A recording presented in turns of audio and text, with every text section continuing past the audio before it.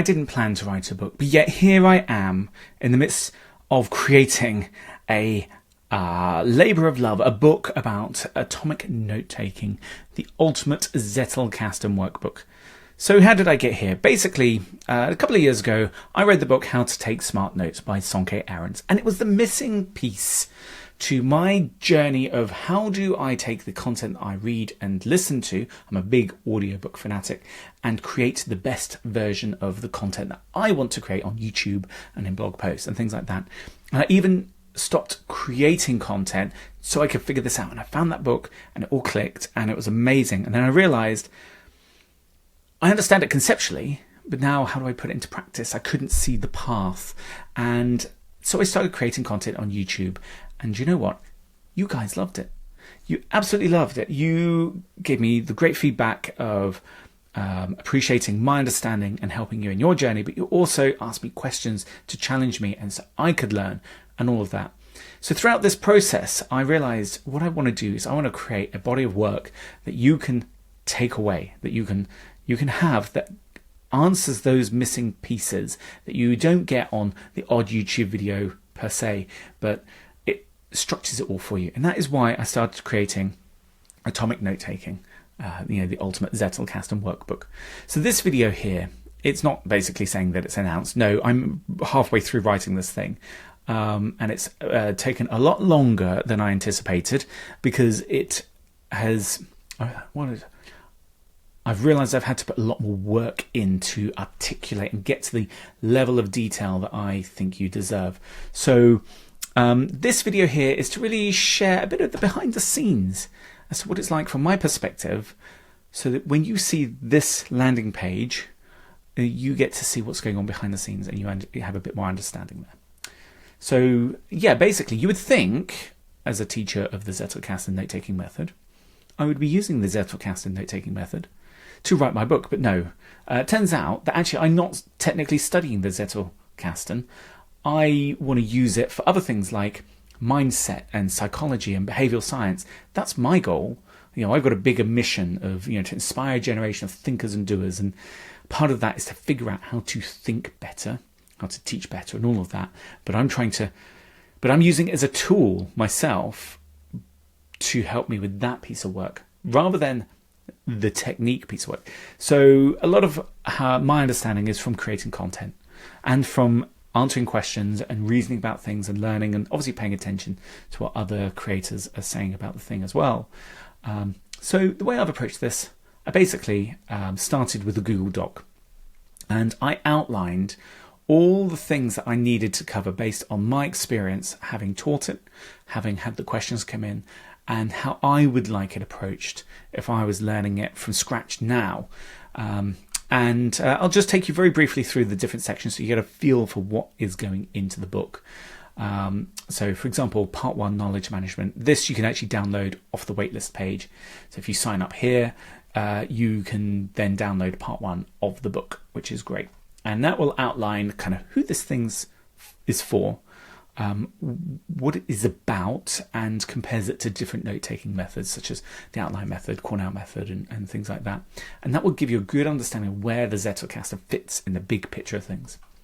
Then, what I've actually finished this section for the most part, is the method itself, the concepts, the workflow, the fleeting notes, literary note, permanent notes, maps of content and how to connect ideas.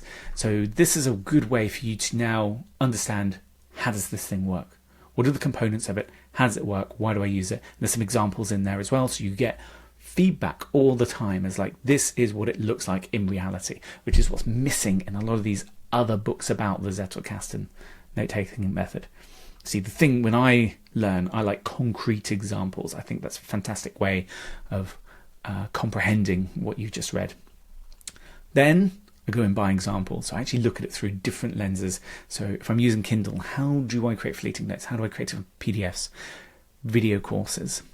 And then like, how do I take that? How do I create my literature notes? How do I create my permanent notes? And this is by example, basically. So you will see my thinking process in this. So it should be very clear at the end of it of how, at least I approach it and how you can then apply it to your own journey. things like how do you connect ideas, and how do you ask questions in your Zettelkasten. This is the thing, when you create a Zettelkasten, you can ask questions. What does that actually mean? What does that look like? That's what I'm answering. And like, how could I write a blog post from this? Part 2 of the book could be the book. That is my goal. You should get so much value from that. You could be like, I could end here, and this is amazing value for money. But no, I want to do part 3, which now shows you the next layer of thinking, the next bit down. So you'll probably read this, then go put it into practice. And you're like, okay, I got that. Now let's go through these examples and start playing with those ideas. And then you get to the really advanced parts. How do you study from books? It's not necessarily about the technique, but actually how do you think about what questions you're asking? How do you get knowledge and insight out of this body of work? How do you do it from audiobooks? How do you number your system? How do you organize it? How do you organize the chaos? How do you share it with the teams? Maybe you want to now say, do you know what, this fits a model where I want to use it in a team. Things like that. This is advanced ways of thinking about it with a very practical application. It's not theoretical work. This is stuff that you could then kind of put into practice. And then, because I've had so many comments on YouTube, questions, I've lost count, but it's probably over 100 questions at least, maybe even more. I mean, it feels like a lot. I get to feel the kinds of challenges that you would have. So this is a way to now be the sort of catch-all of like, okay, I've explained all this, but you're probably still going to have questions. And within here, hopefully they're articulated in a way of where you would be coming from in terms of like, okay, I've got this problem, but I don't know how to apply that answer. Things like, what if I have 2 notes that have the same name? What do I do? What does that question mean? And how do I reason about it? Or what have we got here? When do you update an existing note or update existing notes? I've got all these things in here. When are they just now permanently there? They're called permanent notes, but do I update them?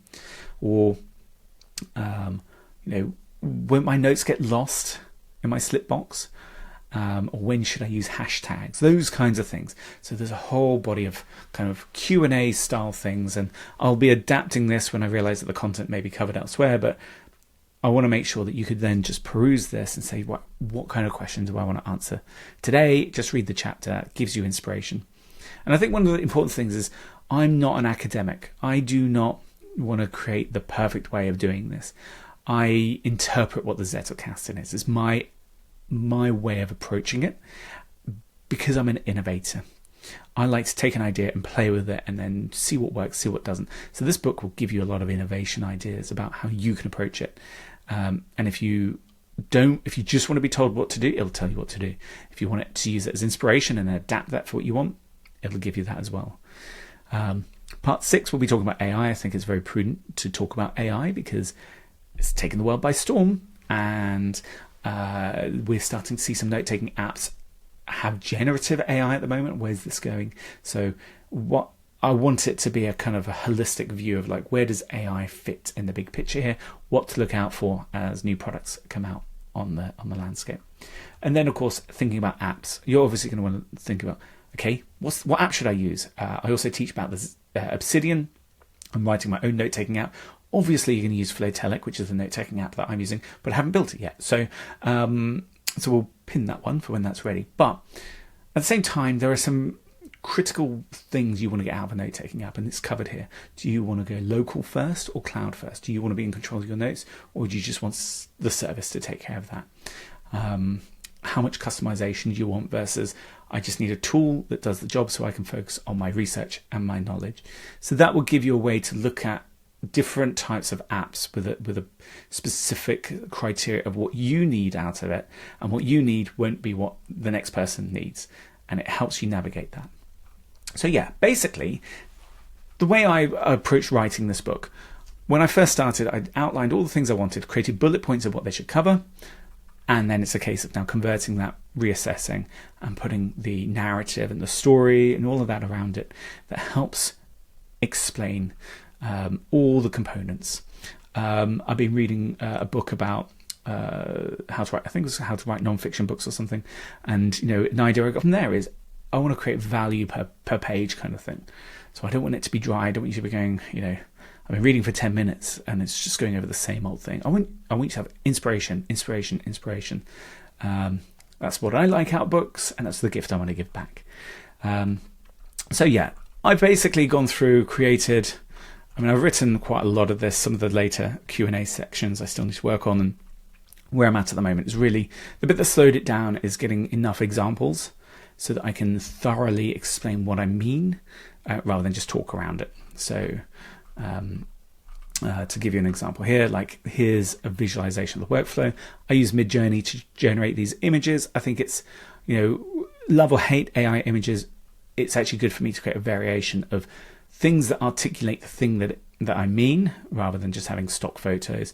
Yeah, I could commission this to someone else, but this is my first self-published book. I don't have the budget for that, so we'll use the tools that we have. Plus, I think it makes the book look quite nice as well, and I'll show you how I'm laying it out in a second. So yeah, basically go through and creating all these sections. So here's some my personal notes of like what I'm going to remove that actually formed that example. So you get the idea. So that will give you a rough idea of like what's going on behind the scenes, but then what I'm also using is I'm going to try and record my own voice to proof it so that I can do the audio version as well. So there'll be an option to get that. If you just want to listen, that is a good way for me to make sure I basically haven't made typos or grammatical errors and things like that. Google Drive is actually very good at picking up those. It has its AI kind of grammatical things, and most times it gets it right. So that saves me a lot of effort. And then basically I bring it over into Affinity Publisher, and I'm now laying out the book. You can create books in here. I'd like to get a printed version at some point, but I need to investigate the costs and the practicalities of that. But I'm trying to lay it out in a way that it could be printed. So you can see it would probably be, if it was printed, probably about that big, if that makes sense. I can't remember the dimensions offhand. This obviously is a placeholder until all the content's in. So here's section 1. This is what you can get if you sign up to the wait list for the book. You'll get a link to download this, and it'll set the scene, give you a bit of idea of where the thing's going. And then part 2, which I've laid out so far, so the method itself, and using kind of visualizations to basically help you understand what those concepts mean.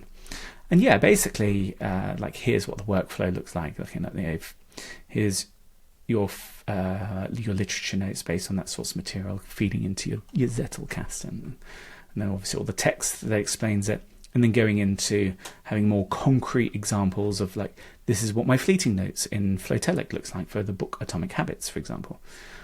So I hope that really helps you see the bits that you're missing when you look at other references to this thing. So yeah,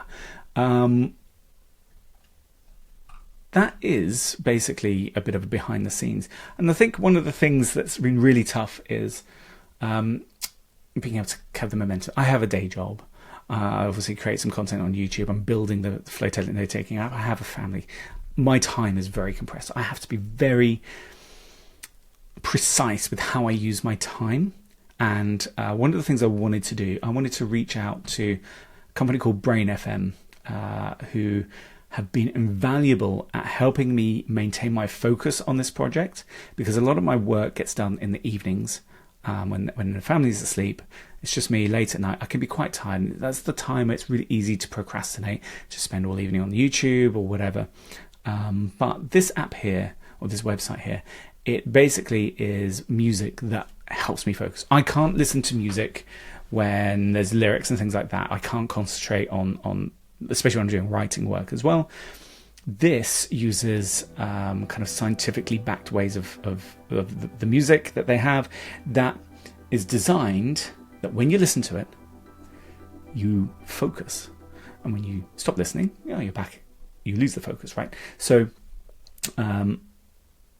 this has been invaluable, and I love this, and I've used it for years, this product, so much that I reached out to them and say, hey, look, I'm all about deep work. I'm all about focus. Literally, my app is called Flowtelic, to help you get into a state of flow and have an autotelic experience, which is, where the activity that you're doing is the joy in itself, the act of learning, the act of writing, the act of all those things. And this product ticks that box completely. So I wanted to partner with them and join their affiliate program so that I could give you something in return. And basically, if you use my code Martin when you sign up, you get 20% off, which I think is really great. And obviously, it's an affiliate link. For me, it's a great kickback to support the work that I'm doing that helps feed back into the work that I'm creating here, which hopefully then leads to being able to do more of this stuff and teaching more of it. So, but do check it out. I mean, give it a try, see what you think of it, see if you like it. For me, if I play this music when I sit down at my computer, I naturally just start getting into work. And if I don't, I get distracted. I'm on Twitter, I'm on YouTube, all those things. So if anything, for me, if this helps me get my book launched a bit earlier because I focus more, it makes me money, right? That's how I'm looking at this. And teaching knowledge management, I'm sure I'm not alone, where we're trying to create work, we're trying to create deep thinking, and anything that can help kind of quieten the mind and focus, I think is a valuable thing. So do check it out and yeah, enjoy it and go create something amazing with it. And yeah, if you're not signed up to the waitlist, there's about over 900 of you on the waitlist at the moment, which thank you so much. And don't ask me when it's going to be ready because I've got a job, I've got a family, all these things, and I'm going as best I can. My goal is to just keep the pressure on, keep creating every day, keep writing, keep editing, keep creating the examples, all of that, and eventually it will come out the end. Can I predict when that will be? I'm afraid I can't, but that's why I kind of wanted to give this update, to give you a bit of a sense of what's going on behind the scenes, give you a feel for what's coming. I will not give a time frame on it, but make sure you're on that wait list because that is how you're going to find out about it. Get part 1 of the book, give it a read. You'll be able to reply on that email to me and share what your journey on Zettelkasten is and what you're looking forward to and what your challenges are. I'm more than happy to have those discussions. And if you want to ask questions about that, I've also got community pages where you can join that as well to connect with other people who are going through the same journey you are. But yeah, I wanted to give this update. This book is been a labour of love. I should be making my note-taking app, but I feel this is quite important to give this to you. And if you're watching this and you think, hey, he said he was going to do something about Obsidian as well, that is also coming. I've got the draft version of that. I used that for a seminar I did for Queen Mary University for PhD students, which that lectures on my YouTube channel. The notes of that will form a kind of an Obsidian specific kind of how-to kind of advanced kind of techniques, which will accompany this if you want to go down the Obsidian route. But yeah, thank you very much and catch you in the next one.